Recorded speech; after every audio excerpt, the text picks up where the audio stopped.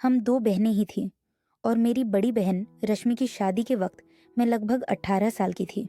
हम दोनों बहनों की उम्र में काफ़ी फ़र्क था, लेकिन दीदी मेरी इकलौती बहन थी, इसलिए उनसे मेरा बहुत गहरा लगाव था। शादी के दिन जब उनकी विदाई हो रही थी तो मेरा रो रो कर बुरा हाल था। मैं बार बार दीदी से लिपट कर रो रही थी। तभी मेरे जीजा राजीव ने मुझे अपने पास बैठाया और बहुत प्यार से मेरा हाथ पकड़कर बोले, माही, रोने की क्या बात है, साली भी तो अपनी ही होती है, जब भी तुम्हारा दिल चाहे हमारे घर चले आना। उनकी आवाज़ सुनकर मुझे थोड़ा सुकून मिला और मेरे चेहरे पर हल्की सी मुस्कान आ गई। दीदी की शादी दूसरे शहर में हुई थी, इसीलिए उनके जाने के बाद घर मुझे बहुत खाली लगने लगा था। जीजा जी ने उस दिन जाते जाते मुझसे कहा था कि जब भी तुम अपनी बहन के पास आओगी मैं तुम्हें पूरा शहर घुमाऊंगा। उनकी यह बात मेरे दिल में बस गई थी। दीदी की विदाई के बाद अक्सर मैं यही सोचती रहती थी कि काश जल्दी से मुझे भी दीदी के पास जाने का मौका मिल जाए और मैं उनके साथ कुछ दिन रहकर वापस आऊं। समय धीरे धीरे गुजरता गया और देखते ही देखते दीदी की शादी को लगभग 1 साल हो गया, लेकिन मुझे उनके शहर जाने का मौका नहीं मिल पाया। करीब 1 साल बाद दीदी अचानक हमारे घर आई। उनके साथ राजीव जीजा भी थे। उन्हें देखकर मुझे बहुत खुशी हुई। जीजा जी का स्वभाव शुरू से ही बहुत मिलनसार था। वे सभी से हंसकर बात करते थे और मेरे साथ भी बहुत अपनापन दिखाते थे। जितने दिन वे हमारे घर रहे, हर वक्त मेरा हालचाल पूछते रहते और मेरा बहुत ख्याल रखते थे। वे मेरे लिए कई छोटे छोटे तोहफे भी लाए। मेरा कोई भाई नहीं था, इसलिए मुझे उनका यह अपनापन अच्छा लगता था। धीरे मुझे उनसे एक भाई जैसा स्नेह महसूस होने लगा था। लगभग 1 हफ्ता हमारे घर रहकर दीदी और जीजा वापस अपने शहर लौट गए। उनके जाने के बाद फिर वही सन्नाटा घर में लौट आया, लेकिन अब हमारे पास उनसे जुड़ी नई यादें थी जो हमें खुशी देती थी। करीब 2 महीने बाद दीदी का फोन आया। उनकी आवाज़ में खुशी साफ सुनाई दे रही थी। उन्होंने बताया कि वे माँ बनने वाली हैं। यह खबर सुनकर मैं, मम्मी और पापा सभी बहुत खुश हो गए। घर में जैसे खुशियों की लहर दौड़ गई थी। इतने दिनों बाद हमारे परिवार में इतनी बड़ी खुशखबरी आई थी, लेकिन दीदी की आवाज़ में थोड़ी परेशानी भी महसूस हो रही थी। वे मम्मी से कह रही थी कि उन्हें इन दिनों बहुत कमज़ोरी और चक्कर आते हैं और डॉक्टर ने उन्हें ज़्यादा आराम करने को कहा है और वे दूसरे शहर में अकेले रहकर घबरा रही है। यह सुनकर मम्मी भी चिंतित हो गई, क्योंकि दीदी मम्मी की जान थी। मम्मी ने उनसे कहा, अगर चाहो तो कुछ दिन के लिए हमारे पास आ जाओ। लेकिन दीदी ने बताया कि डॉक्टर ने लंबा सफ़र करने से मना किया और राजीव भी उन्हें इतनी हालत में अकेले भेजने को तैयार नहीं है। यह सुनकर मम्मी ने थोड़ा देर सोचा और फिर कहा, तुम चिंता मत करो, मैं माही को तुम्हारे पास भेज देती हूँ। वह तुम्हारे साथ रहेगी तो तुम्हारा मन भी लगा रहेगा और घर के छोटे मोटे कामों में भी तुम्हारी मदद कर देगी। मम्मी की यह बात सुनकर दीदी बहुत खुश हो गई। उन्होंने तुरंत कहा कि ठीक है, लेकिन माई को अकेले मत भेजना, राजीव उसे लेने खुद आ जाएगा। मैं तो जैसे इसी मौके का इंतज़ार कर रही थी। मेरे दिल में तो पहले ही यह इच्छा थी कि मैं दीदी के घर जाऊं और कुछ दिन उनके साथ बिताऊं। इसलिए मैंने तुरंत खुशी खुशी अपना सामान तैयार करना शुरू कर दिया। मौसी बनने की खुशी भी मेरे दिल में अलग ही उत्साह भर रही थी। 3 दिन बाद ही राजीव जी जब मुझे लेने हमारे घर आ गए और मैं उनके साथ दीदी के शहर के लिए निकल पड़ी। सफ़र के दौरान वे रास्ते भर मुझसे हंसी मजाक करते रहे, मुझे शहर के बारे में बताते रहे। कुछ घंटों के बाद हम दीदी के घर पहुंच गए। दीदी का घर काफ़ी बड़ा था। वहाँ उनके ससुर और जीजाजी ही रहते थे, इसीलिए घर में ज़्यादा लोग नहीं थे। दीदी मुझे देखकर बहुत खुशी हुई। उन्हें पहले से ही मेरी पसंद का खाना बना रखा था और मुझे गले लगाकर बोले, भाई तुम्हारे आने से अब मुझे बहुत अच्छा लगेगा। उन्होंने मेरे रहने के लिए अपने कमरे के सामने वाला कमरा दिया था ताकि ज़रूरत पड़ने पर मैं तुरंत उनके पास पहुंच सकूं। घर में सब कुछ ठीक लग रहा था, लेकिन जब मैं दीदी के ससुर को नमस्ते करके उनके कमरे में गई तो मुझे उनका व्यवहार थोड़ा अजीब लगा। वे बिस्तर पर लेटे हुए थे और मुझे देखकर बहु कुछ उलझी हुई बातें करने लगे जो मुझे ठीक से समझ नहीं आई। तभी दीदी तुरंत वहां आ गई। उन्होंने मेरा हाथ पकड़कर मुझे बाहर ले लिया और धीरे से बोली कि उनके ससुर कई सालों से बीमार रहते हैं और कभी कभी अजीब तरह की बातें करने लगते हैं, इसलिए मुझे उनके कमरे में ज्यादा जाने की जरूरत नहीं है। यह सुनकर मैंने भी ज्यादा कुछ नहीं कहा और चुपचाप अपने कमरे में आ गई। सच कहूं तो उनसे मिलकर मुझे थोड़ा डर जरूर लगा था, इसलिए अगले कुछ दिनों तक मैं उनके कमरे के आसपास वे नहीं गई। दीदी की तबीयत ठीक नहीं रहती थी, इसीलिए वे ज्यादातर अपने कमरे में आराम करती रहती थी और घर के छोटे मोटे काम में संभाल लेती थी। जीजा जी अक्सर मेरा हाल पूछ लेते और कहते कि अगर किसी चीज़ की ज़रूरत हो तो बता देना। धीरे धीरे 3 दिन बीत गए और मुझे घर का माहौल थोड़ा समझ में आने लगा था। लेकिन चौथे दिन रात को एक ऐसी घटना हुई जिसने मुझे अंदर तक डरा दिया। उस रात खाना खाने के बाद मैंने किचन साफ किया और अपने कमरे में आ गई। गर्मी बहुत ज़्यादा थी और मैं पसीने से भीग गई थी, इसलिए मैंने सोचा कि नहाकर सो जाऊं। मैं अपने कमरे के बाथरूम में चली गई। कुछ ही देर बाद मुझे अचानक ऐसा महसूस हुआ जैसे कोई मुझे देख रहा हो। पहले तो मैंने सोचा शायद मेरा वहम होगा, लेकिन फिर मेरी नज़र ऊपर रोशनदान की तरफ गई। वहां मुझे एक हल्की सी परछाई सी दिखाई दी। मेरा दिल जोर जोर से धड़कने लगा। मुझे लगा जैसे कोई वहां से जाकर आया हो। यह सोचकर मेरे हाथ पैर कांपने लगे। मैंने तुरंत जल्दी जल्दी अपने कपड़े पहने और घर घबराकर बाथरूम से बाहर निकल आई। डर के मारे मैं सीधे दीदी के कमरे की तरफ भाग गई। उस वक्त दरवाज़ा खटखटाना भी मैं भूल गई।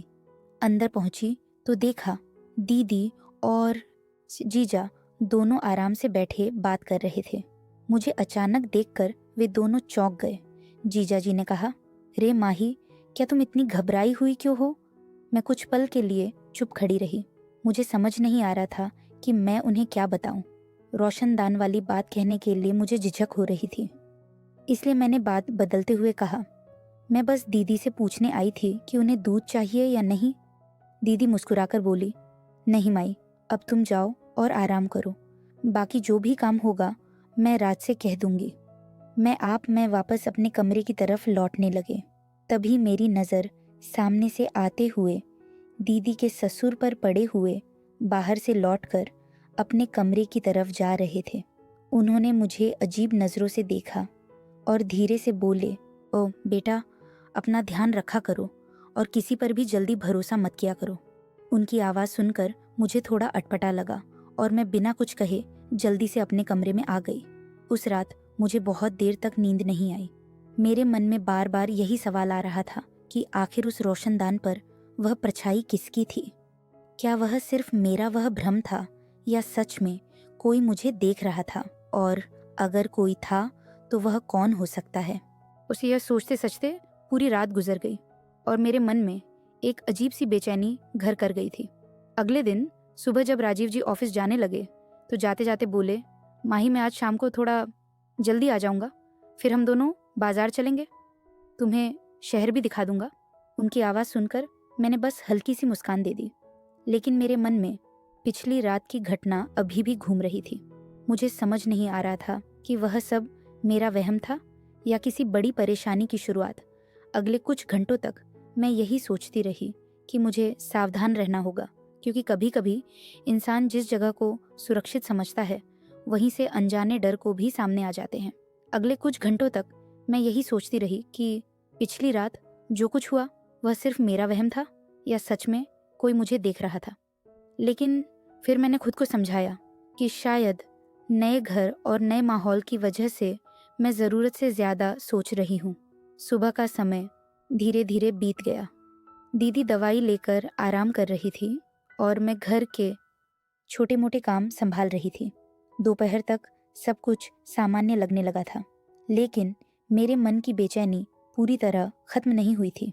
शाम होने लगी तो मुझे याद आया कि जीजा ने कहा था वे मुझे बाजार घुमाने ले जाएंगे, इसलिए मैंने जल्दी जल्दी अपने काम खत्म किए और तैयार होने लगी।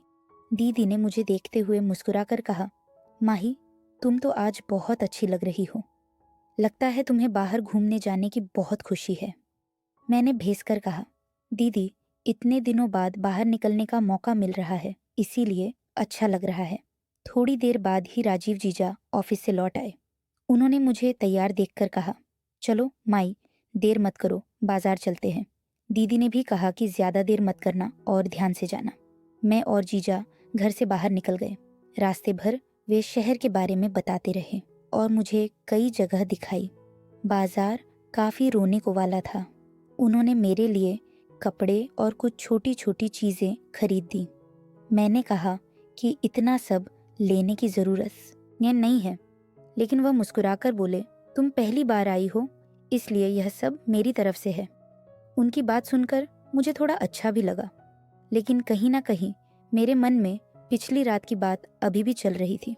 थोड़ी देर बाद हम वापस घर लौट आए। रात को सबने मिलकर खाना खाया। दीदी की तबीयत उस दिन थोड़ा ठीक लग रही थी, इसलिए वे भी हमारे साथ बैठी रही। खाना खाने के बाद मैं किचन साफ करने लगी और बाकी सब अपने अपने कमरे में चली गई। जब मेरा काम खत्म हुआ तो मैं अपने कमरे में आ गई। उस रात मौसम थोड़ा गर्म था, इसलिए मैंने खिड़की खोल दी और बिस्तर पर बैठकर थोड़ी देर मोबाइल देखने लगी। तभी अचानक पूरे घर की लाइट चली गई। चारों तरफ एकदम अंधेरा हो गया। पहले तो मैंने सोचा कि शायद कुछ देर में वह लाइट वापस आ जाएगी, लेकिन तभी मुझे ऐसा लगा जैसे मेरे कमरे में कोई हलचल हुई हो। मैं घबरा गई क्योंकि अंधेरे में कुछ भी साफ दिखाई नहीं दे रहा था। उसी समय मुझे ऐसा महसूस हुआ जैसा कोई मेरे बहुत पास से गुजरा हो। मेरे दिल की धड़कन तेज हो गई और मैं डर के मारे तुरंत कमरे से बाहर निकल आई। अंधेरा इतना था कि मुझे रास्ता ही मुश्किल से दिख रहा था। मैं दीवार का सहारा लेकर धीरे धीरे दीदी के कमरे तक पहुंची और उन्हें आवाज़ दी। दीदी ने तुरंत जवाब दिया और अपने मोबाइल की टॉर्च जला दी। रोशनी होते ही मुझे थोड़ी राहत मिली। उन्होंने पूछा, क्या हुआ माही, तुम इतनी घबराई हुई क्यों हो? मैं नहीं सकता होगा। मेरे कमरे में शायद कोई था, इसलिए मैं डर गई। दीदी मेरी बात सुनकर हल्का सा हंसने लगी और बोली, अरे नहीं माही, तुम बेकार में डर रही हो। राजीव अभी थोड़ी देर पहले ही लाइट देखने बाहर गए और पापा जी तो अपने कमरे से निकलते ही नहीं होंगे। शायद अंधेरे की वजह से तुम्हें ऐसा लगा होगा। उनकी बात सुनकर मैं चुप हो गई क्योंकि मुझे समझ नहीं आ रहा था कि मैं उन्हें कैसे समझाऊं।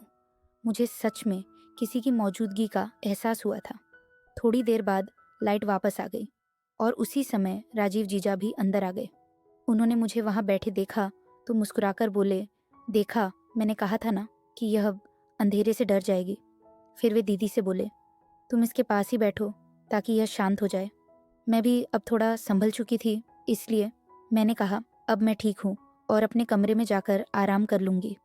दीदी ने कहा कि अगर डर लगे तो दरवाज़ा बंद कर लेना। मैं धीरे धीरे अपने कमरे के मेन वापस आ गई और अंधेरे अंदर से दरवाज़ा बंद कर लिया। बिस्तर पर लेटने के बाद भी मुझे नींद नहीं आ रही थी। बार बार वही सवाल मेरे दिमाग में आ रहा था, अनुस की आखिर मेरे कमरे में कौन हो सकता है? अगर जीजा बाहर थे और दीदी अपने कमरे में थी तो फिर वह कौन था जिसने मुझे ऐसा महसूस करा है जैसे वहाँ कोई मौजूद था? यह सोचकर मेरे मन में फिर वही शक आने लगा कि कहीं दीदी के ससुर तो कमरे के पास नहीं आए होंगे। लेकिन फिर मैंने सोचा कि शायद यह सब मेरा भ्रम हो सकता है। बहुत देर तक सोचने के बाद आखिरकार मुझे थोड़ी नींद आ। अगले सुबह जब मैं उठी तो घर का माहौल बिल्कुल सामान्य था, जैसे कुछ हुआ ही ना हो। मैं किचन में जाकर चाय बनाने लगी। तभी थोड़ी देर वाजा जी भी ऑफिस जाने से पहले वहाँ आ गए। उन्होंने सामान्य तरीके से पूछा कि रात को अब तो डर नहीं लगा। मैंने कहा, अब सब ठीक है। फिर भी ऑफिस ले गए। दिन का समय धीरे धीरे बीतने लगा। दोपहर के वक्त दीदी दवाई लेकर सो गई थी और मैं किचन में दोपहर के खाने की तैयारी कर रही थी। तभी अचानक पीछे से किसी के माँ ने कहा, आभास हुआ। मैंने मुड़कर देखा तो राजीव जीजा खड़े थे। मैं थोड़ा हैरान ना हुई क्योंकि वे तो ऑफिस गए थे। उन्होंने कहा कि एक ज़रूरी काम याद आ गया था, इसलिए थोड़ी देर के लिए अब वापस आना पड़ा। फिर वे किचन के पास खड़े होकर मुझसे बातें करने लगे। उनकी बातें सुनकर मुझे थोड़ा अजीब सा लग रहा था क्योंकि उनके लहजे में पहले जैसा हल्का मजाक नहीं था, बल्कि कुछ अलग ही अंदाज था। उन्होंने मेरी तरफ देखते हुए काम आए, तुम यहाँ आने के बाद घर में रौनक आ गई। यह सुनकर मैंने बस हल्का सा जवाब दिया और काम में लगी रही। लेकिन कुछ देर बाद उन्होंने और भी अजीब बातें करनी शुरू कर दी, जिससे मुझे ऐसा महसूस होने लगा। मैंने तुरंत कहा, मुझे दीदी को देखना, और किचन से बाहर निकल आई। उस समय मेरे मन में एक अजीब सा डर पैदा हो गया था। मुझे अब समझ आने लगा था कि शायद मेरे साथ जो कुछ हो रहा है वह सिर्फ मेरा भ्रम नहीं था, बल्कि घर में कुछ ऐसा था जिसे मैं अभी तक पूरी तरह समझ नहीं पाई थी। मैंने तय किया कि अब मुझे ज़्यादा सावधान रहना होगा और हर बात को ध्यान से देखना होगा, क्योंकि कई बार खतरा वहाँ से आता है जहाँ हम सबसे ज़्यादा उम्मीद रखते हैं। उस दिन के बाद मेरे मन में एक अजीब सी बेचैनी बस गई थी और मुझे लगने लगा था कि इस घर में सब कुछ उतना सामान्य नहीं है जितना बाहर से दिखाई